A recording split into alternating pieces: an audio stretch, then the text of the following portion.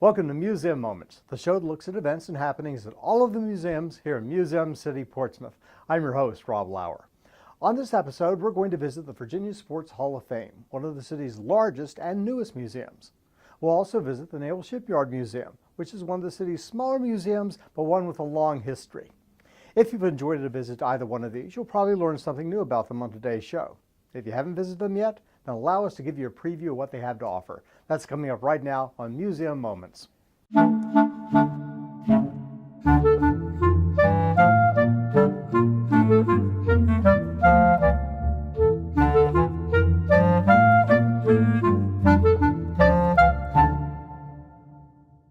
Welcome to Museum Moments.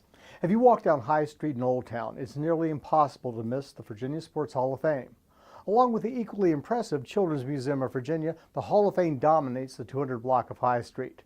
This beautiful, spacious, state-of-the-art facility opened in 2005, but the Hall of Fame itself was actually founded decades earlier in 1972. I'm joined by Corey Gross, who is the marketing coordinator for the Virginia Sports Hall of Fame. Thanks for joining us, Corey. Thanks for having me. I understand you could maybe tell us a little bit about the history of the museum and how we came to be at this spot and a little bit about the background. The museum was established in 1972, and it was actually down the street where the courthouse galleries are on 420 High Street. We were there from 1972 to 2004, and then we moved into this brand new state-of-the-art facility in 2005. So we had our first class of inductees in 1972, and we've had about at least 5 or 6 inductees each year since then. Not only do we showcase the inductees that we have here, but we also showcase future stars of the Commonwealth, which is upstairs as well. We not only have your classic inductees like Bruce Smith and Ace Parker, but you also upstairs you can see the future inductees, which are like David Wright, Ryan Zimmerman, Denny Hamlin, and Cam Chancellor. So, wow. Thanks for joining us for now and giving us an introduction to the place. No problem. Thanks for having me. Thanks, Corey. The Hall of Fame has 2 large floors filled with displays of all kinds. To find out more about them, I spoke to the Hall's curator. I'm joined by Diana Blanchard Gross, who is the curator at the Virginia Sports Hall of Fame. Now, I'm a little surprised that a Sports Hall of Fame would have a curator.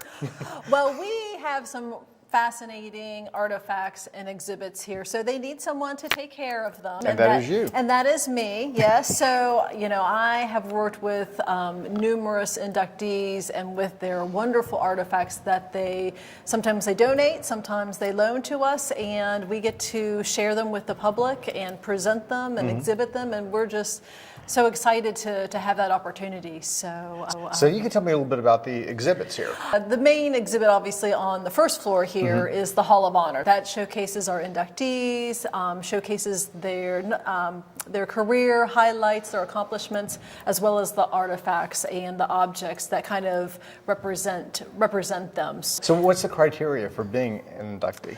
Obviously, because we are in Virginia, so they either have to have been born in Virginia or have gone to school in Virginia. And there's a whole, lengthy process as far as, all of the inductees. We have so many wonderful athletes and administrators and coaches that are in here. So, and that we get to share that with the public and share that there's such a wealth of athletic character and in the Commonwealth. How often do you induct someone? Every year we have a new class.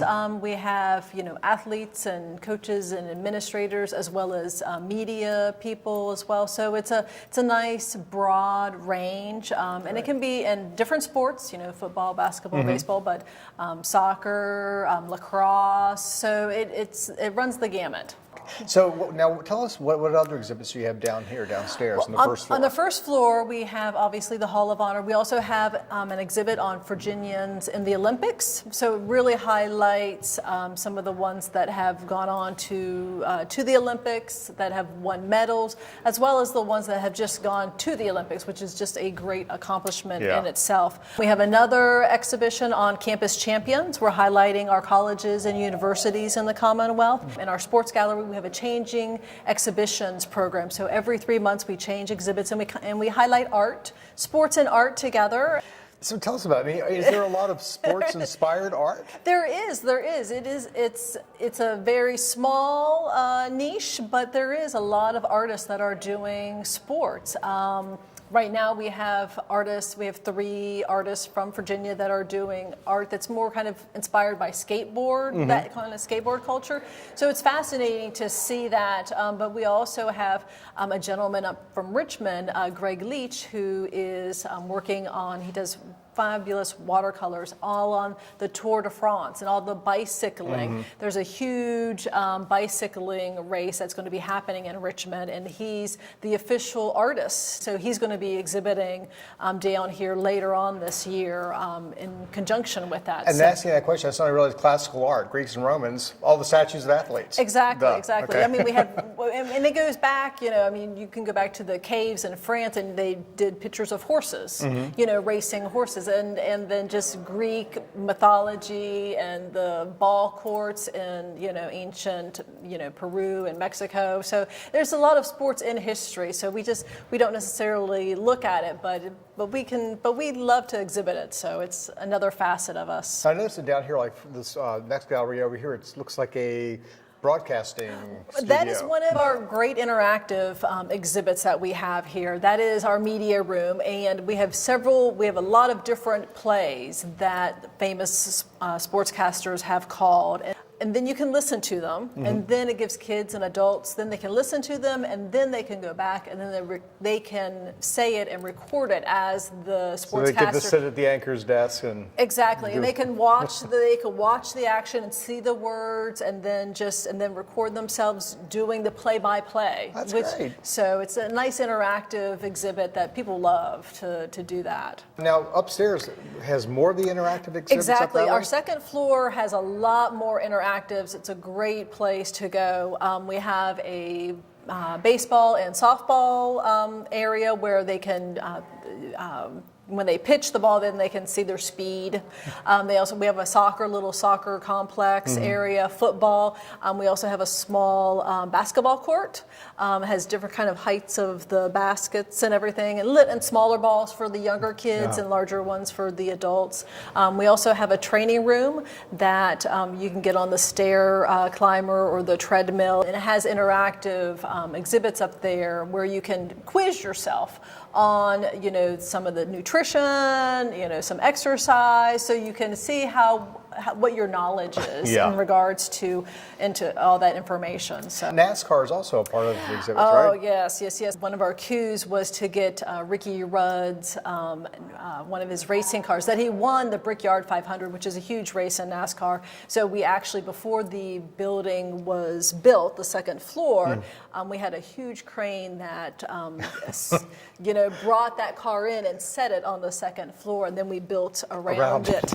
So, but then we also, so we have his race car in that exhibit, but then we also have NASCAR racing simulator. So you can select, you have a favorite NASCAR race driver, you can select that you want that car, you can select the racetrack, you can select if you wanted, manual or automatic and everything. So, and then, because there are quite a few simulators, then you can race your buddy next to you and see who finishes the race first. So kids, adults love going up there and racing. And you really do have something here for everybody, kids and adults. We do. I mean, I think, a lot of people like to come and they like to read all the history about the athletes.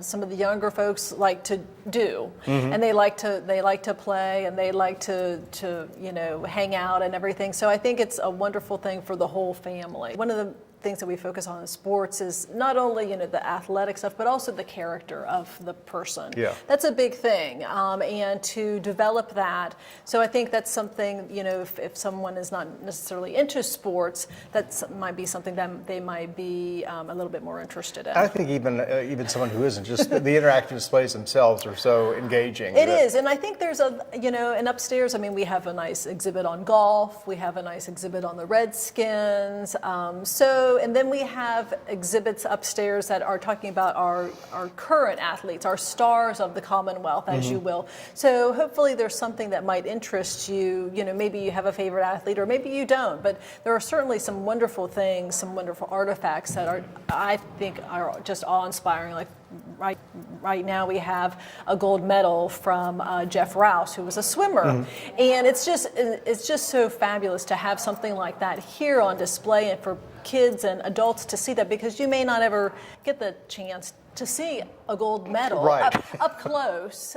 So I think it's just a wonderful thing and a great opportunity for people of all ages to come and take a look. Well, Diane, thanks for joining us and telling us what you do here and what you have here. It really is impressive. Well, thank you. Come down here, check it out. You're really going to love it. Thanks so much. Thank you. When we return to Museum Moments, we'll look at how the Hall of Fame is using sports to teach Hampton Roads students about math and science. That's coming up right after these messages.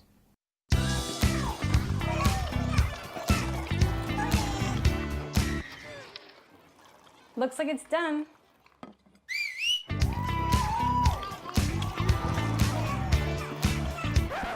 Don't let salmonella get funky with your chicken.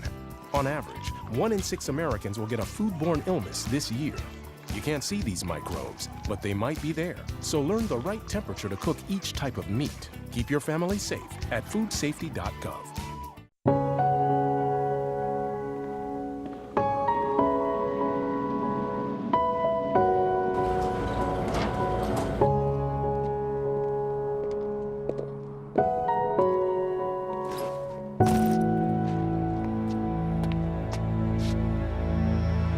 Welcome home, man.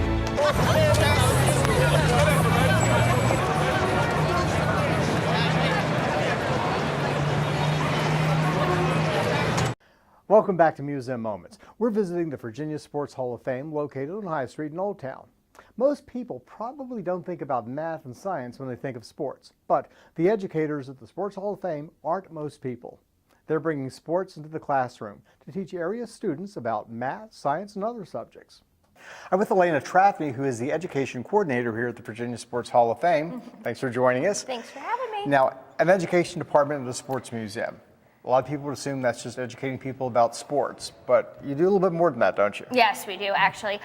We do try to take in the love of sports that people have, and we tie it into math and science. And our mission is to show children that it is more than just the physical aspect, but math and science is everywhere in sports. So we use things from calculating averages and percentages and measuring skills in forms of fractions of successes over tries, to looking at the launch angle of a Hail Mary pass and the effect it has on distance, or like the force behind a soccer ball when scoring a goal, So and physics. the angles. Oh yeah, pretty much. Yeah. Oh, that's great.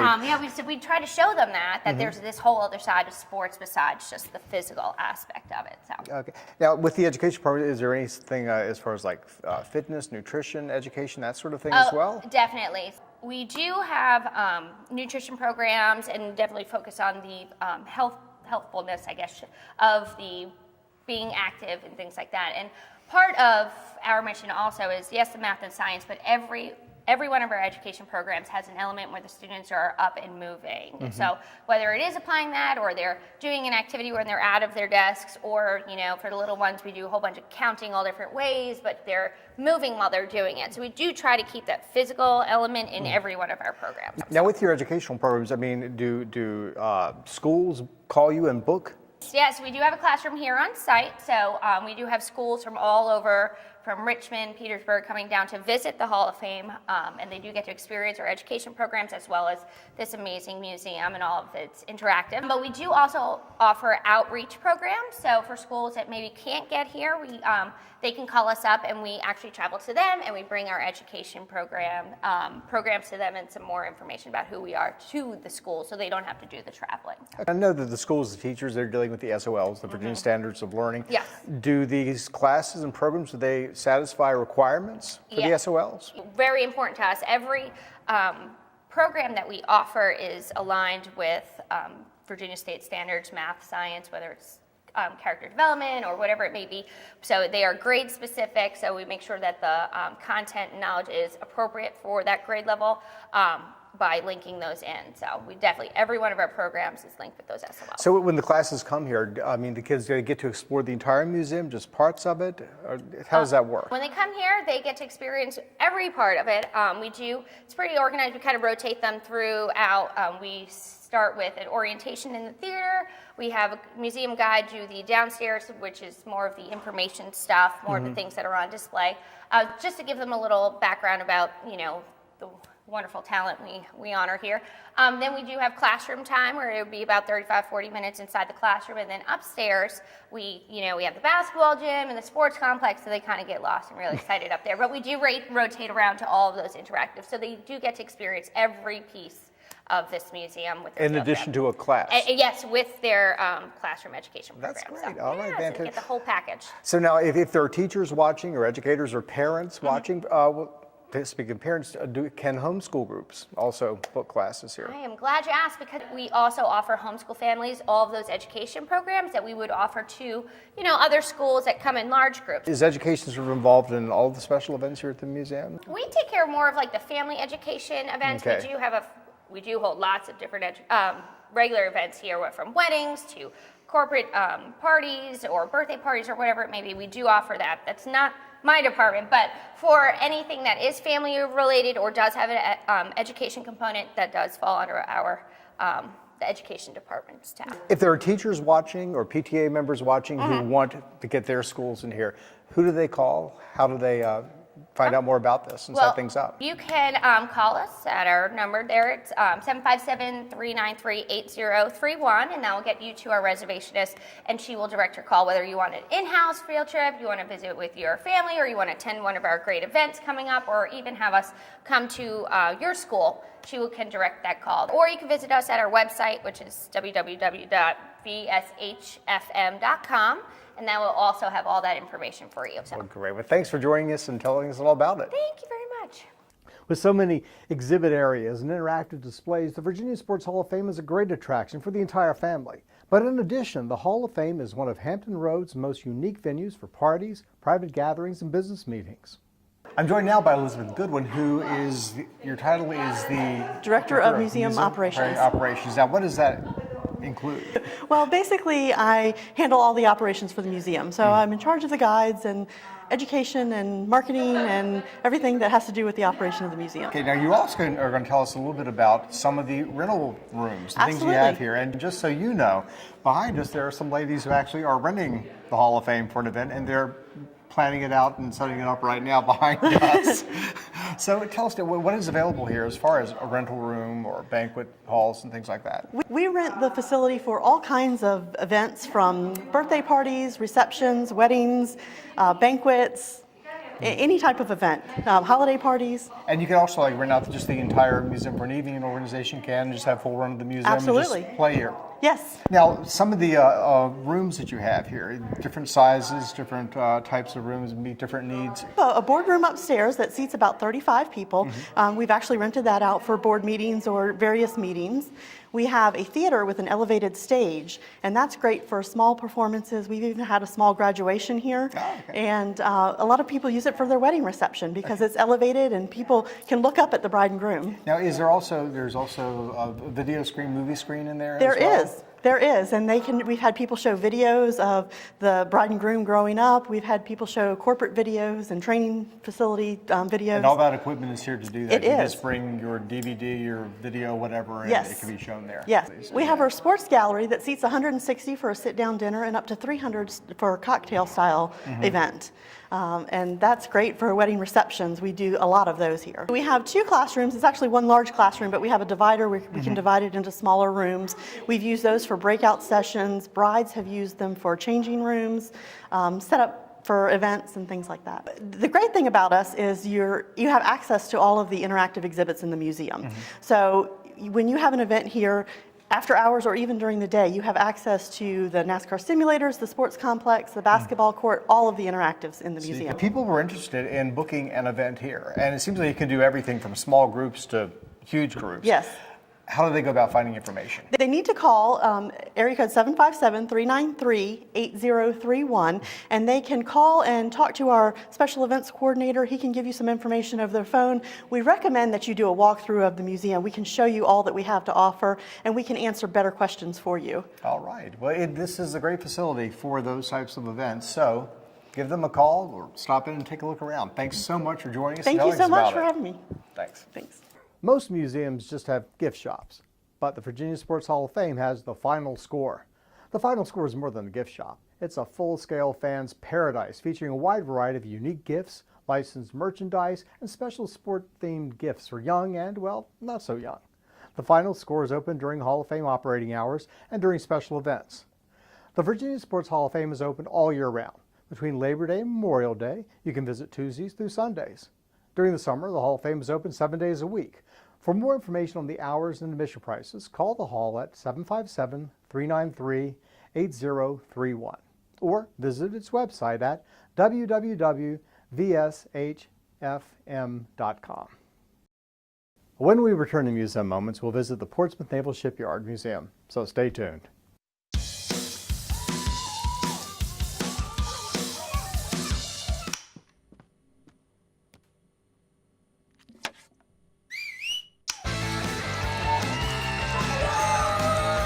Don't let E. coli mosh with your food. An estimated 3,000 Americans die from a foodborne illness each year. You can't see these microbes, but they might be there. So always separate raw meat from vegetables. Keep your family safe at foodsafety.gov. NFC, AFC, offensive linemen, defensive tackles, quarterbacks, and cornerbacks are all living united to ensure the academic success of millions of kids in our communities all the way to graduation day. But that won't happen without you. So take the pledge at unitedway.org. Make a difference in the life of a child. Suit up like your favorite NFL players and become a volunteer reader, tutor, or mentor with United Way. Welcome back to Museum Moments. Since its founding, the history of Portsmouth has been linked with the history of the nation's oldest shipyard. That history is on display at the Portsmouth Naval Shipyard Museum. Established in 1949 within the shipyard itself, the museum was, in the 1960s, moved to its current location at the Portsmouth waterfront on High Street Landing on the Elizabeth River. Recently, the museum got a new curator. We dropped by to meet her and to learn more about the museum and what it has to offer. I'm joined by Diane Cripps, who is the new curator of the Naval Shipyard Museum. Welcome to Portsmouth. Thank you very much. So tell us a little bit about yourself. Where did you work before coming here? Well, I've had a number of years of museum experience. I spent many years in Cape May, New Jersey at a Victorian house museum called the Emlyn Physic Estate and the Cape May Lighthouse, where I was curator of both sites for a number of years. Wow. I also worked as curator at historic Cold Spring Village, which is also in southern New Jersey. That's an open-air living history museum where we had 25 collected buildings, historic buildings from around Cape May County.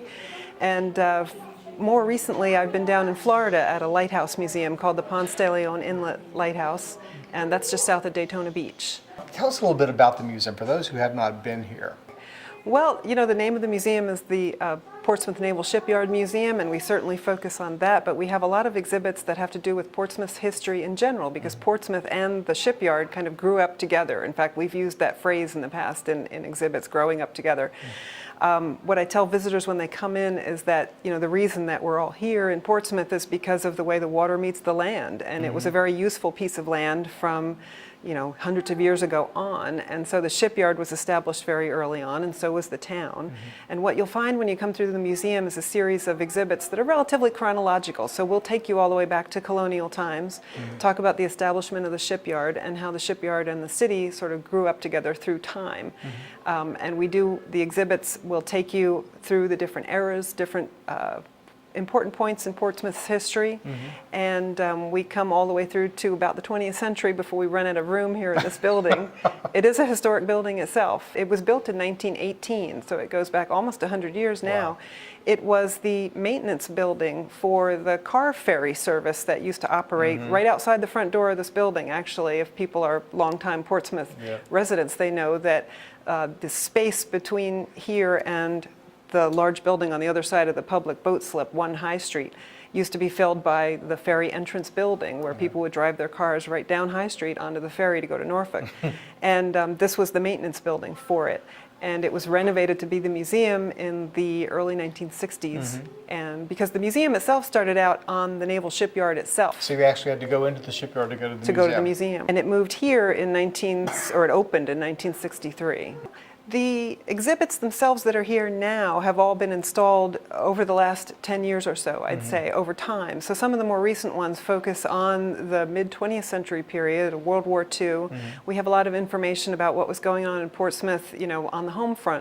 I've seen photographs that make High Street look like Portsmouth's answer to Times Square in New York.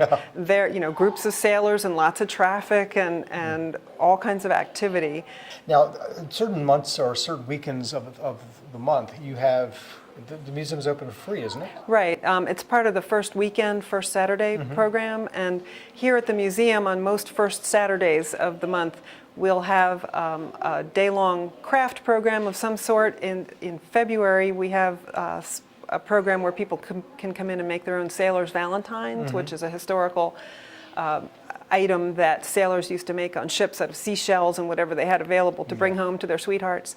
But other times of the year, we'll focus on other historical events. The Lightship Portsmouth is also, even though it's a block away, that is actually part of the Naval Shipyard Museum? Yep, it's open seasonally. We're going to be reopening again in early March, but it is part of this museum. When you come here, when it's open, you buy a combination ticket so that you can go to both museums, which is great.